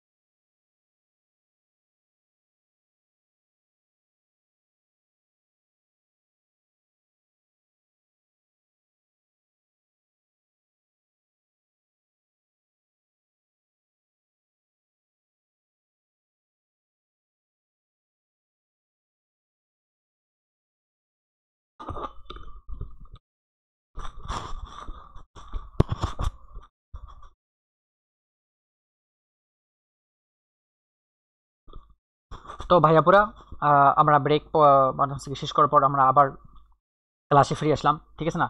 তোমাদের আবার স্বাগতম আমাদের এই ক্লাসে। তো আমরা সুন্দরভাবে আমরা কি মানে তোমার যকৃতের পাঠটা সুন্দরভাবে শেষ করে দিয়েছিলাম। তো এখন আমরা যকৃতের নিংসরণ পিত্তরস এর সম্পর্কে আমরা সুন্দরভাবে আলোচনা করব। যে আলোচনা করার আগে তোমাদের দেখা দিচ্ছি যে মেডিকেল ভর্তি পরীক্ষা 12 থেকে তোমার 13 সালে তোমার চলে আসছিল, ঠিক আছে না, এটা ইনফিনিটি স্টার ইম্পর্টেন্ট চলে আসছিল যে তোমার কি মানে তোমার যকৃৎ কোথায় থাকতে পারে, পিত্ত তোমার যকৃৎ তোমার কি সরি পিত্ত রস বা পিত্তথলি কোথায় থাকতে পারে, যকৃতে থাকতে পারে, এভাবে এরকম করে কোশ্চেন আসছিল। তো পড়ে নেব আমরা যে পিত্তরসকে বলা হয় বাইল বলা হয় অথবা পিত্ত নামে পরিচিত হতে পারে। যকৃৎ কোষ থেকে নিঃসৃত পিত্তরস হলদে সবুজ আঠালো তোমার তিক্ত তোমার স্বাদধারী ক্ষারীয় তরল তোমার কি পদার্থ হতে পারে, যার পিএস তোমার 8 থেকে 8.6 হতে পারে। তাহলে এখান থেকে আমরা সুন্দরভাবে কি করব, মুখস্থ করে নেব। তাহলে এই পয়েন্টটা আমরা কি করতে হবে, মাস্ট মুখস্থ করতে হবে যে তোমার যকৃৎ থেকে পিত্তরস নিঃসৃত হয়, ঠিক আছে না, সেই পিত্তরসটা তোমার পিত্ত থলিতে জমা হতে পারে এবং সেটা তোমার রংটা হচ্ছে হালকা হলুদ বর্ণের, আঠালো এবং তিক্তসার বিশিষ্ট ক্ষারীয় তরল হতে পারে এবং এর পিএসটা হতে পারে অনেক ইম্পর্টেন্ট, পিএসটা যে 8 থেকে 8.6 পিএস হতে পারে। পিত্তরস যকৃৎ থেকে নিঃসৃত হয় ডান এবং বাম যকৃৎ নালীর পথে অভিন্ন যকৃৎ নালীতে আসে এবং এবং সিস্টিক নালী দিয়ে পিত্তথলিতে জমা হয়। অভিন্ন যকৃৎ নালী এবং সিস্টিক নালী তোমার মিলিত হয় অভিন্ন পিত্ত তোমার নালী, যাকে বলা হয় বাইল ডাক্ট বলা হয়, তৈরি করে অ্যাম্পুলা অফ ভ্যাটার, এর মাধ্যমে ডিউডিনামে মুক্ত হয়। একজন পূর্ণবয়স্ক মানুষের যকৃতে দৈনিক তোমার কি 400 থেকে 800 মিলিমিটার পিত্তরস খরিত হতে পারে। তো আমরা যখন তোমার যকৃৎ পড়ছিলাম তখন এই পয়েন্টটা আমরা ওখান থেকেও জেনে নিয়েছি, আবার আমরা জেনে নিলাম, ঠিক আছে না। তো তোমার ক্ষতি নাই, লাভে লাভ, ঠিক আছে। তারপর এখান থেকে আমরা পড়ে নেবো যে এমসিকিউর জন্য আমরা পড়ে নেবো 2 স্টার ইম্পর্টেন্ট টপিক, ঠিক আছে না। এভাবে কোশ্চেন আসতে পারে যে পিত্ত তোমার যকৃৎ থেকে দৈনন্দিন কত পিত্তরস খরিত হতে পারে। যকৃৎ থেকে তোমার কি দৈনন্দিন তোমার 400 থেকে 800 তোমার কি মিলিলিটার পিত্তরস খাওয়ানো হতে পারে। তাহলে এখান থেকে আমরা এই পয়েন্টটা মুখস্থ করবো। তারপরে এভাবে কোশ্চেন আসতে পারে যে পিত্তরস তোমার কি মানে তোমার কি আকৃতির, হলদে সবুজ তোমার কি বর্ণের, আঠালো তৈলের তিক্ত স্বাদ ক্ষারীয় হতে পারে এবং এর পিএসটা কত হতে পারে 8 থেকে 8.6 হতে পারে। এখান থেকে এতটুকু মুখস্থ করলে হয়ে যাবে। তারপরে এই পয়েন্টটা থেকে এতটুকু মুখস্থ করবা যে পিত্তরসের উপাদানগুলো মুখস্থ করতে হবে, যে পানি থাকতে পারে 97 থেকে 98%, এখান থেকে এতটুকু মুখস্থ করবা। আর এইখান থেকে এতটুকু মুখস্থ করবা যে পিত্ত লবণ সোডিয়াম টাউরোকোলেট এবং সোডিয়াম গ্লাইকোলেট থাকতে পারে। সেখানে সোডিয়াম টাউরোকোলেটের তোমার থেকে পার্সেন্টেজ হচ্ছে 0.8 তোমার পার্সেন্টেজ। এখান থেকে এতটুকু মুখস্থ করলে হয়ে যাবে। এবং বিলিরুবিন এবং বিলিভার্টিন তোমার 0.2% থাকতে পারে এবং কোলেস্টেরল থাকতে পারে এবং সেখানে ফ্যাট থাকতে পারে। তাহলে এখান থেকে এতটুকু মুখস্থ করবা। আর এই পার্সেন্টেজগুলো এখানে বেসিক্যালি আসে না, তো মুখস্থ করার দরকার নাই। তাহলে এখান থেকে এতটুকু মুখস্থ করবো আমরা, ঠিক আছে না। এই জাস্ট এই পয়েন্টটা আমরা রিডিং দেবো যে পিত্ত রসের যেসব উপাদান থাকতে পারে, পানি থাকতে পারে, কত পার্সেন্ট থাকতে পারে, 97 থেকে 98% থাকতে পারে। এটা 10 স্টার ইম্পর্টেন্ট এমসিকিউর জন্য। অজৈব লবণ জাস্ট রিং দিয়ে দিবা যে সোডিয়াম, পটাশিয়াম এবং ক্যালসিয়াম ক্লোরাইড ও কার্বন এবং ফসফেট থাকতে পারে। পার্সেন্টেজ মুখস্থ করার দরকার নেই, জাস্ট খালি রিডিং দিয়ে দিবা। পিত্ত লবণটা তোমাকে স্পেশালি তোমার মুখস্থ করতে হবে যে পিত্ত লবণ থেকে এতটুকু মুখস্থ করবা যে পিত্ত লবণ তোমার কি থাকতে হিসেবে থাকতে পারে সোডিয়াম গ্লাইকোলেট এবং সোডিয়াম টরোকোলেট থাকতে পারে। মুখস্থ করবা কত পার্সেন্টেজ থাকতে পারে, 0.8% থাকতে পারে। এবং সেখানে তোমার কি 4 নম্বর পয়েন্টে চলে আসলাম যে পিত্ত লবণ অর্থাৎ পিত্ত রঞ্জক হিসেবে থাকতে পারে বিলিরুবিন এবং বিলিভার্টিন। তাহলে বিলিভার্টিনের রং হচ্ছে তোমার সবুজ রঙের এবং বিলিরুবিনের রং হচ্ছে তোমার হলুদ বর্ণের এবং পার্সেন্টেজটা মুখস্থ করতে হবে 0.2%। সেখানে কোলেস্টেরল থাকতে পারে, ফ্যাট থাকতে পারে। তাহলে এই পয়েন্টটা থেকে জাস্ট মেডিকেল ভর্তি পরীক্ষার জন্য এতটুকু মুখস্থ করবা। এমসিকিউর জন্য ওই যতটুকু দেখাইতেছি ততটুকু মুখস্থ করলে হয়ে যাবে। আর সিকিউর জন্য বেসিক্যালি এগুলো আসে না, ঠিক আছে না। সিকিউর জন্য বেসিক্যালি কোন পার্টগুলো আসে না, বেসিক্যালি তোমার কি এগুলো পার্ট আসে না। তো সুন্দরভাবে ওখান থেকে তোমার মুখস্থ করলে হয়ে যাবে, ঠিক আছে। তো আমরা আবার টপিকে চলে আসি। টপিকে কি বলছে এখানে দেখো যে পিত্তরসের কাজ বলছে, তো পিত্তরসের কাজটা পড়তে হবে যে পিত্তরস চর্বি জাতীয় খাদ্যকে ইমালসিফিকেশন প্রক্রিয়ায় ক্ষুদ্র ক্ষুদ্র কণায় পরিণত করে। তাহলে এই যে চর্বি জাতীয় খাদ্যগুলো তোমাদের ক্ষুদ্র ক্ষুদ্র কণায় পরিণত হয় কোন প্রক্রিয়ার মাধ্যমে, ইমালসিফিকেশন প্রক্রিয়ার মাধ্যমে। তাহলে এখান থেকে আমরা এতটুকু আমরা মুখস্থ করে নেব যে ইমালসিফিকেশন প্রক্রিয়ার মাধ্যমে চর্বি জাতীয় খাদ্যগুলো ক্ষুদ্র ক্ষুদ্র কণায় পরিণত হয়। নেক্সট পয়েন্ট কি বলছে যে পিত্ত লবণ চর্বি পরিপাককারী এনজাইম লাইপেসকে সক্রিয় করে পরিপাকে সহায়তা করে। জাস্ট রিডিং দিয়ে দিবা। তারপর বলছে এখানে কি বলছে, এখানে বলছে পিত্তরস মাইসেলি তৈরির মাধ্যমে চর্বি জাতীয় খাদ্য শোষণ করে থাকে। তাহলে কি গঠন করতে পারে, মাইসেলি গঠন করতে পারে। এখান থেকে এতটুকু মুখস্থ করলে হয়ে যাবে। তারপর চলে আসো যে 4 নম্বর পয়েন্টে চলে আসো যে পিত্ত লবণ চর্বিতে দ্রবণীয় ADE কে শোষণ করতে পারে। তাহলে তোমার পিত্ত লবণ কোন ভিটামিনগুলো তোমার কি চর্বিতে দ্রবণীত হয়, ADE কে। তাহলে কোনগুলো হতে পারে ভাইয়া পুরা, ADE কে।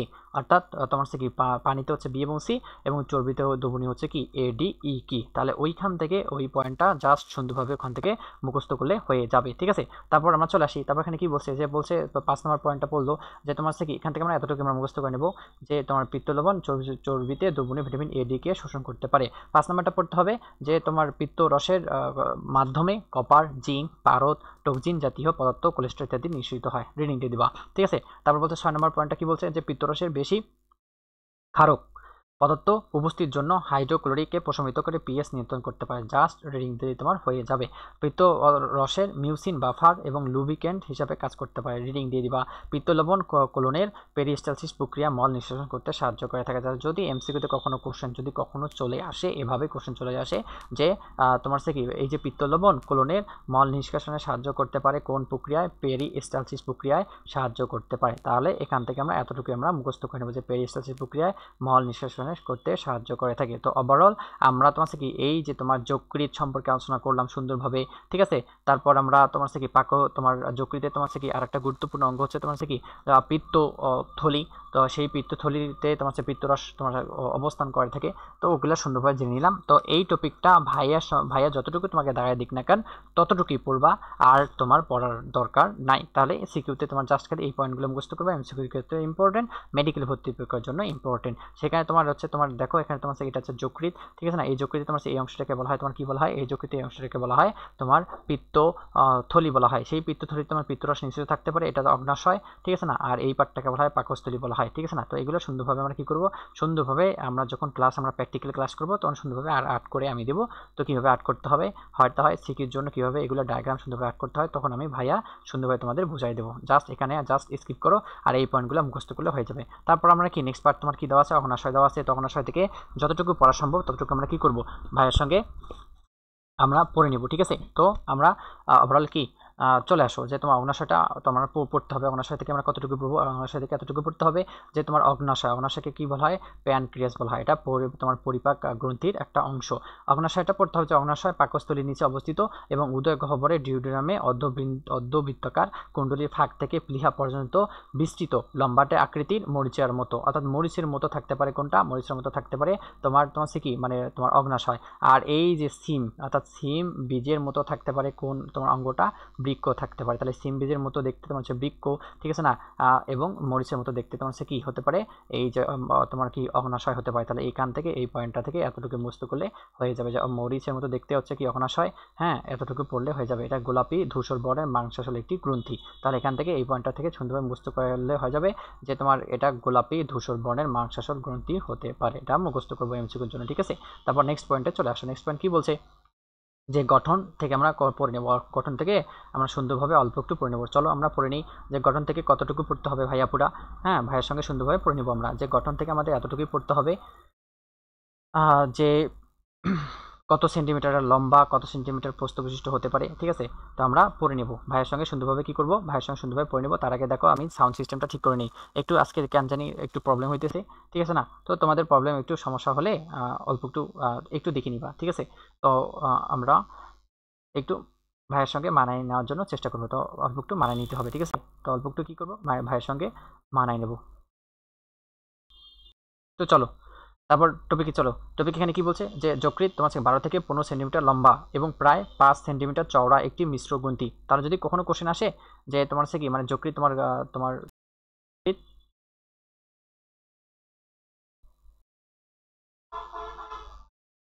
যদি কোশ্চেন কখনো আসে তাহলে এভাবে যদি কোশ্চেন আসে যে যকৃৎ তোমার কি যকৃৎ আসলে তোমার সরি একটু আমি তোমার ইয়াটা ঠিক করে নেই, ওভারঅল একটু ডিস্টার্ব দিচ্ছে কেন আজ।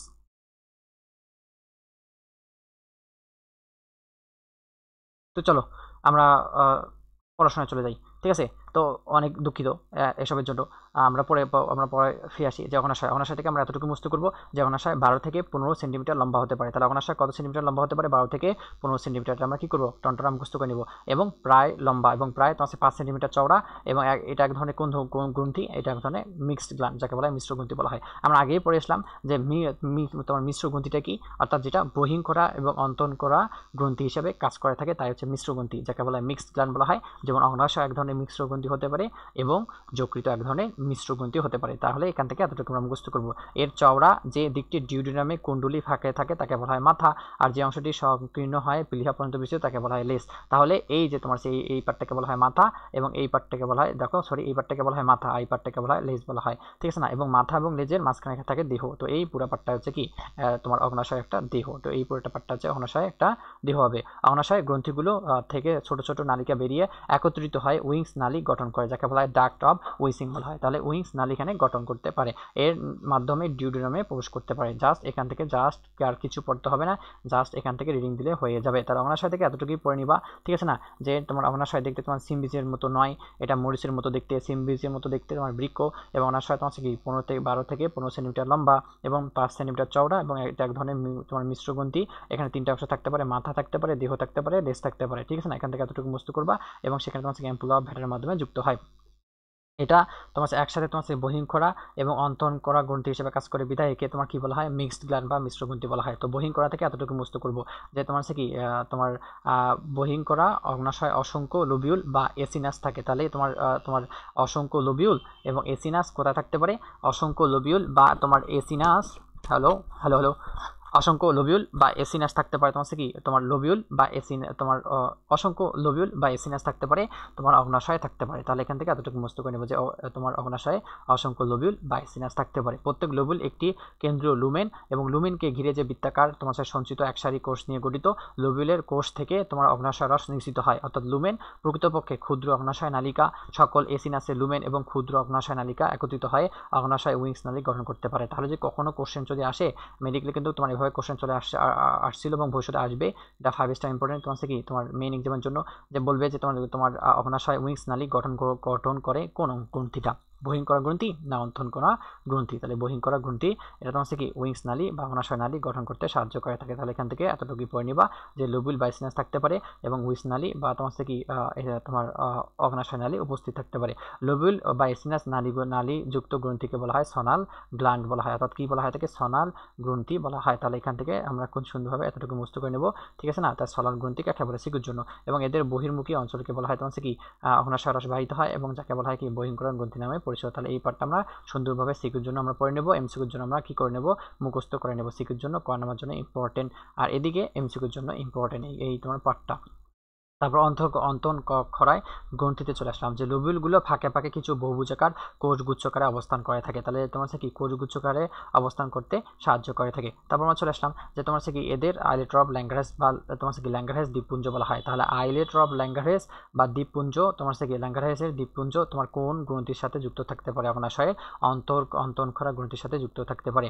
এতে 4 ধরনের কোষ থাকতে পারে। তাহলে তোমার কি অন্তন করা গ্রন্থি কয় ধরনের কোষ নিয়ে গঠিত, 4 ধরনের কোষ নিয়ে গঠিত, ঠিক আছে না। একটা আলফা কোষ যেটা পার্সেন্টেজ তোমার 20% থাকতে পারে, একটা তোমার বিটা কোষ যেটা পার্সেন্টেজ থাকতে পারে 50 থেকে 70%, ডেল্টা কোষে পার্সেন্টেজ থাকতে পারে 10% এবং পিপি অর্থাৎ পলিপেপটাইড সেল থাকতে পারে তোমার কি 3 থেকে 5%, বাইকে গামা কোষও বলা হয়। এখান থেকে এতটুকু মুক্ত করব। তারপর আলফা কোষ থেকে এতটুকু মুক্ত করব। আলফা কোষ এটি গ্লুকাগন হরমোন ক্ষরণ করে। মেডিকেল ভর্তি পরীক্ষার 22 থেকে 23 এবং তোমার কি 14 থেকে 15 সালে চলে আসছিল যে গ্লুকাগন হরমোন ক্ষরণ করে অন্তরণ করার গ্রন্থির কোন অংশটা, আলফা কোষটা নিয়ন্ত্রণ করে থাকে। এবং গ্লুকাগনের কাজটা কি রক্তের গ্লুকোজের পরিমাণ বৃদ্ধি করা। তাহলে বৃদ্ধি করা কার কাজ, গ্লুকোনের কাজ, আর কমানো কার কাজ, ইনসুলিনের কাজ। এই যে ইনসুলিন বলছে, অর্থাৎ বিটা কোষে কি থাকতে পারে, ইনসুলিন থাকতে পারে, এটা তোমার গ্লুকোজের পরিমাণ কি করে থাকে, কমায়। তো এটা বৃদ্ধি করে থাকে, এটা কমাইতে সাহায্য করে থাকে। এই পয়েন্টটা সুন্দরভাবে মুখস্থ করে নিবা। তুমি তোমার শ্বশুর শাশুড়ির নাম বলে যাও, কিন্তু এই পার্টটা ভোলা যাবে না ভাই বোরা, ঠিক আছে। কি বলতেছি এই পার্টটা কখনো ভুলবা না। তারপর চলে আসো যে ডেল্টা কোষে চলে আসো। ডেল্টা কোষে এভাবে আসতে পারে যে ডেল্টা কোষের পার্সেন্টেজ কত পার্সেন্ট, অর্থাৎ তোমার 10% থাকতে পারে। এখানে সোমাটোস্ট্যাটিন নামক হরমোন ক্ষরণ করে, যা আলফা কোষ এবং বিটা কোষ নিয়ন্ত্রণ করে। তাহলে সোমাটোস্ট্যাটিন তোমার হরমোন ক্ষরণ করে কোন পার্টটা, ডেল্টা আর তোমার কোষটা ক্ষরণ নিয়ন্ত্রণ করে থাকে। তাহলে এটা এমসিকিউর জন্য ইম্পর্টেন্ট। তারপর লাস্ট পার্টটা বলছে পলিপেপটাইড কোষ, অর্থাৎ যেটা পার্সেন্টেজ থাকতে পারে 3 থেকে 5%, একে গামা কোষও বলা হয়। এটি প্যানক্রিয়েটিক পলিপেপটাইড ক্ষরণ করে থাকে। জাস্ট এটা রিডিং দিলে হয়ে যাবে। তাহলে এখান থেকে আমরা এতটুকু সম্পর্কে জানলাম যে তোমার কি আইলেট অফ ল্যাঙ্গারেস থাকতে পারে তোমার কোথায়, আইলেট অফ ল্যাঙ্গারেস থাকতে পারে তোমার কি তোমার অন্তরণ খরা গ্রন্থি থাকতে পারে। এটা তার 4 ধরনের কোষ নিয়ে গঠিত। সেই 4 ধরনের কোষগুলো কি হতে পারে, আলফা কোষ পার্সেন্টেজ 20%, গ্লুকাগন হরমোন নিঃসরণ করে থাকে এবং গ্লুকাগন হরমোনের কাজ হচ্ছে কি গ্লুকোজের বৃদ্ধি করা। অপরদিকে ইনসুলিনের কাজ হচ্ছে কি গ্লুকোজের পরিমাণ কমানো, সেটা কাজ করতে পারে তোমার কি বিটা কোষ। পার্সেন্টেজটা মুখস্থ করে নেব। ডেল্টা কোষ থেকে আমরা এতটুকু মুখস্থ করে নেব যে সোমাটোস্ট্যাটিন হরমোন ক্ষরণ করে ডেল্টা কোষ। আর তোমার প্যানক্রিয়েটিক পলিপেপটাইড এখান থেকে এতটুকু মুখস্থ করে নিবা যে পার্সেন্টেজ 3 থেকে 5%, এবং আরেকটা নামে ডাকা হয় গামা কোষ নামে ডাকা হতে পারে। তারপর আমরা চলে আসলাম যে অগ্নাশয় রস থেকে এতটুকু মুক্ত করে নিবা যে পানির পরিমাণ কত % থাকতে পারে। অগ্নাশয় রসের উপাদান হিসেবে পানির পরিমাণ থাকতে পারে তোমার কত % থাকতে পারে, 98% থাকতে পারে। তো এটা মেডিকেল ভর্তি পরীক্ষার জন্য একদম হিউজ পরিমাণে ইম্পর্টেন্ট। এই পানি নামটা আমরা কি পানি পার্সেন্টটা মুক্ত করে নিবা, ঠিক আছে না, এটা ইম্পর্টেন্ট, ঠিক আছে না।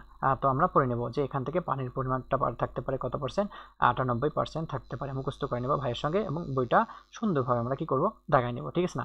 যেখানে জৈব বস্তু আমরা পড়বো না, জাস্ট রিডিং পড়লে হয়ে যাবে। জৈব তোমার কি উপাদান থাকতে পারে, অজৈব উপাদান থাকতে পারে। জৈবটা কত % থাকতে পারে, 1.8%। সেখানে ট্রিপসিন, অ্যামাইনোট্রিপসিন, লাইপেজ, তারপর কি maltase, sucrose, lactase, chymotrypsin, nucleus ইত্যাদি থাকতে পারে।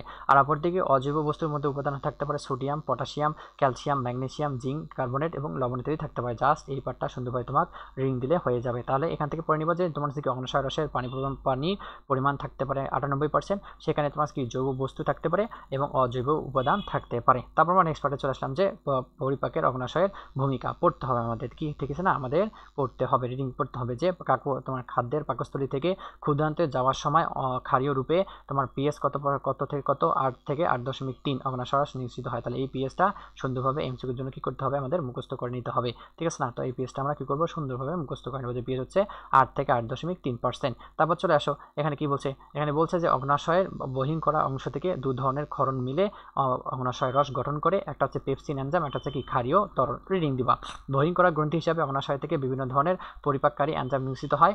আমিষ, শর্করা, স্নেহজাতীয় খাদ্য পরিপাকের এসব এনজাইমের গুরুত্বপূর্ণ ভূমিকা পালন করে থাকে। নিচে এসব বর্ণনা দেওয়া হলো। তো ভূমিকাটা আমাদের পড়তে হবে যে অ্যামাইলেস এনজাইম স্টার্চ এবং গ্লাইকোজেন জাতীয় জটিল শর্করাকে মল্টেজে পরিণত করে। তাহলে কোন এনজাইমটা জটিল শর্করা মল্টেজে পরিণত করে, এই যে তোমার অ্যামাইলেস, সেটা স্টার্চ এবং গ্লাইকোজেনকে কি জটিল মল্টেজে পরিণত করতে পারে, পড়তে হবে। তাহলে মল্টেজ এনজাইম মল্টেজ জাতীয়কে গুজে পরিণত করতে পারে। তাহলে এই পার্টটা সুন্দরভাবে মুখস্থ করতে হবে। এখানে ট্রিপসিন তোমার কি অ্যামাইনোট্রিপসিন এবং পেপটোনে পরিণত করতে হবে। তারপর কাইমোট্রিপসিন এনজাইম এবং প্রোটিয়াস পেপটাইডে পরিণত করতে পারে। তারপর তোমার কি কার্বো অক্সিপেপটাইডেস এনজাইম পলিপেপটাইড একটি লিঙ্কেড সরল পেপটাইড এবং অ্যামিনো অ্যাসিডে পরিণত করতে হবে। সবগুলো মুখস্থ করতে হবে। অ্যামাইনোপেপটাইডেস তোমার কি কাজ করতে পারে, এনজাইম পলিপেপটাইডকে ভেঙে অ্যামিনো অ্যাসিডে পরিণত করতে পারে। তারপর ট্রাইপেপটাইডেস তোমার কি এনজাইম ট্রাইপেপটাইডকে ভেঙে অ্যামিনো অ্যাসিডে পরিণত করতে হবে। এবং ডাইপেপটাইডেস এনজাইম ডাইপেপটাইডকে ভেঙে অ্যামিনো অ্যাসিডে পরিণত করতে পারে। তারপর বলছে কোলাজিনেস এনজাইম কোলাজেন জাতীয় প্রোটিনকে ভেঙে তোমার পেপটাইডে রূপান্তর করতে পারে। এবং ইলাস্টেস এনজাইম তোমার যোজক টিস্যু প্রোটিন ইলাস্টিনকে ভেঙে তোমার কি পেপটাইডে পরিণত করতে হবে। তো সিকিউর জন্য এগুলো তোমার কি একদম মাস্ট তোমার কি মুখস্থ করতে হবে। সিকিউতে এভাবে আমি তোমার 10 স্টার ইম্পর্টেন্ট দিয়ে দিলাম, পার্সেন্টেজটা দিয়ে দিলাম তোমার মেইন এক্সামের জন্য। মেইন এক্সামে এগুলো চলে আসে। তো সুন্দরভাবে এগুলো কি করবা, বারবার মুখস্থ করবা এবং সুন্দরভাবে রিভিশন দিয়ে দিবা, ঠিক আছে না। আর মেডিকেলের জন্য তো এখান থেকে চলেই আসবে, ঠিক আছে। তো সুন্দরভাবে আমরা কি করবো, মুখস্থ করে নেব। সিকিউর জন্য মুখস্থ করে নিলে আবার তোমার মেডিকেলের জন্য আর তোমার কনফিউশন থাকবে না। তো এই পার্টটা সুন্দরভাবে আমরা কি করব, সুন্দরভাবে দাগাই নেব ভাইয়ের সঙ্গে। এই পুরা পার্টটা আমরা কি করব, সুন্দরভাবে দাগাই নেব। এগুলা অনেক ইম্পর্টেন্ট, এগুলা তোমার এমসিকিউর জন্য ইম্পর্টেন্ট। বিক্রিয়া দিয়ে দিবে, তারপর বলবে বিক্রিয়ক থেকে উৎপাদে পরিণত হতে কোন এনজাইমগুলো গুরুত্বপূর্ণ ভূমিকা পালন করে থাকে। তারপর বলবে যে তোমার এনজাইম দিয়ে দিবে যে এখান থেকে এখানে কি উৎপাদন হতে পারে। তো ওভারঅল এগুলো অনেক ইম্পর্টেন্ট। তো এগুলো সুন্দরভাবে কি করবো, আমরা সুন্দরভাবে ভাইয়ের সঙ্গে দেখাই নেব, ঠিক আছে। এগুলো আসলে অনেক ইম্পর্টেন্ট। তো পুরা পার্টটা আমরা কি করবো, টন মুখস্থ করবো এবং বারবার রিভিশন দিয়ে দেবো। তারপর স্নেহ খাদ্য পরিপাক এনজাইমও কাজ করতে হবে। যে লাইপেজ তোমার এনজাইম তোমার ফ্যাটিক অ্যাসিডকে রূপান্তর করতে পারে এবং কোলেস্টেরল এনজাইম তোমার কি কোলেস্টেরল ফ্যাটিক অ্যাসিডে পরিণত করতে পারে। জাস্ট এটা লেস দেন ইম্পর্টেন্ট, সুন্দরভাবে পড়লে হয়ে যাবে। তারপর পরিপাক সংক্রান্ত ছাড়া অগ্নাশয় রস যে গুরুত্বপূর্ণ কাজগুলো সম্পাদন করতে পারে, এটা রিং দিলে তোমার হয়ে যাবে। রিং আমারই ইম্পর্টেন্ট না, রিং দিব আমরা। যে অগ্নাশয় রস অম্ল ক্ষারের সমতা রক্ষা করে থাকে, ভালো কথা। তারপর অগ্নাশয় রস ক্ষারীয় হয় ডিউডিনামে পাকস্থলী থেকে আগত তীব্র অম্লীয় কাইম ক্ষারীয় মাধ্যমে তোমার নিরপেক্ষ হয়, ফলে এনজাইমের কার্যকারিতায় খাদ্যদ্রব্য পরিপাক সম্পূর্ণ হতে পারে। রিডিং দিবা, অগ্নাশয় রস পানি সমতা রক্ষা করে থাকে, ভালো কথা। অগ্নাশয় রস দেহের তাপমাত্রা নিয়ন্ত্রণ করতে পারে। জাস্ট এইটা সুন্দরভাবে এনটিকে লিখে দিবা, নাইস টু নো। নিজ দায়িত্বে তোমার যখন টাইম থাকবে তখন সেখান থেকে তুমি পড়ে নিলে হয়ে যাবে। আর বাকিটা সুন্দরভাবে তুমি নিজ দায়িত্বে রিডিং দিয়ে দিবা। তো ওভারঅল ভাইয়াপুরা আজকে ক্লাসে আমরা এতটুকু সম্পর্কে আলোচনা করলাম। কোন সম্পর্কে আলোচনা করলাম, যকৃতের পুরো পার্টটা শেষ করে দিলাম এবং অগ্নাশয়ের পুরো পার্টটাই শেষ করে দিলাম। যতটুকু ইম্পর্টেন্ট ততটুকু ভাইয়া সুন্দরভাবে তোমাদের ধরায় পড়াই দিছে। হ্যাঁ, তো তোমরা ওভারঅল সুন্দরভাবে পড়াশোনাটা করবা, সুন্দরভাবে পড়াশোনাটা চালাই যাও, ঠিক আছে। এবং ভাইয়ার ক্লাসগুলো মিস দিও না। এবং আমাদের তোমার ওয়েবসাইটের তোমার কি মানে এক্সামগুলো যে ক্লাস অনুযায়ী তোমার যে এক্সামগুলো তোমার রেগুলার আছে, রেগুলার মেনটেন করতে শেখো, ঠিক আছে। তো রেগুলার মেনটেন করতে শিখলে ওভারঅল তোমার পড়া জমবে না, এবং পড়া না জমলে তোমার টেনশন মুক্ত থাকবা এবং পড়াটা সুন্দরভাবে কভার আপ করতে পারবা। এখন যদি তোমরা আজকের ক্লাস কালকে করো এবং কালকের ক্লাস যদি পরশু দিন করো, এভাবে ক্লাস একটার পর একটা জমায় রাখো এবং পরীক্ষা যদি অ্যাটেন্টিভলিভাবে না দাও, তাহলে ভাইয়া আপুরা এক সময় তোমার কাছে সময় থাকবে না। কিন্তু যখন সময় থাকবে না তখন তোমার পড়তে ইচ্ছে করবে, তখন পড়ে তোমার লাভ কিছুই হবে না। তো তোমাদের পক্ষ থেকে তোমার থেকে এতটুকুই, তোমার থেকে মানে রিকোয়েস্ট থাকবে আমার পক্ষ থেকে বেসিক্যালি, যে পড়া জমাইও না, টাইম নষ্ট করিও না, ফোন একটু কম টিপাটিপি করো এবং এই মুভমেন্টটা একটু সিরিয়াসে পড়াশোনা করো, ঠিক আছে না? কারণ এই মুভমেন্টটা তোমার একদম জীবনে একটা অনেক ইম্পর্টেন্ট মুভমেন্ট, ঠিক আছে? তো এই মুভমেন্টটা আমরা হেলায় ফেলায় আমরা নষ্ট করবো না, জাস্ট ভাইয়ের ক্লাসগুলো পড়াশোনা করবো এবং ভাইয়ের কথাগুলো মেনে চলবো, তাহলে হয়ে যাবে, ঠিক আছে? তো তোমাদের হাবিব ভাইয়া তোমাদের এই পরিপাক এবং শোষণের আরও এই নতুন একটা টপিক নিয়ে চলে আসতেছে। তো ওভারঅল আমরা আজকে এতটুকু রাখলাম, ঠিক আছে? তো আজকে টাটা, আল্লাহ হাফেজ, আসসালামু আলাইকুম রহমতুল্লাহি ওয়া বারাকাতুহু।